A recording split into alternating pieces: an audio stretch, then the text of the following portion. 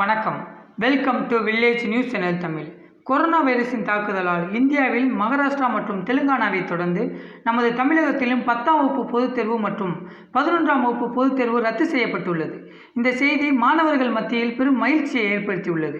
மேலும் மாணவர்கள் தங்களின் மதிப்பெண்ணை தோராயமாக தெரிந்து கொள்வது எப்படி என்று இந்த வீடியோவில் முழுமையாக காண்போம். அதற்கு முன் நமது சேனலுக்கு புதிய நபராக இருந்தால் நமது சேனலை சப்ஸ்கிரைப் செய்து கொள்ளுங்கள். வாருங்கள் வீடியோக்குள் செல்லலாம்.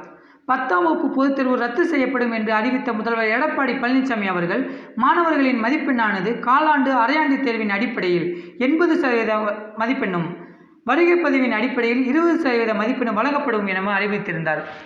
இதனை அடிப்படையாக கொண்டு உங்களின் மதிப்பெண்ணை வாருங்கள் பார்க்கலாம். மாணவர்கள் காலாண்டு தேர்விலும் அரையாண்டு தேர்விலும் சராசரியாக 80 மதிப்பெண் வைத்திருந்தால் உங்களது மதிப்பெண் 80+20 வருகை பதிவின் அடிப்படையில் 20% மதிப்பெண் வழங்கப்படுவதால் 80+20 உங்கள் மதிப்பெண் 100. ஓகேங்களா?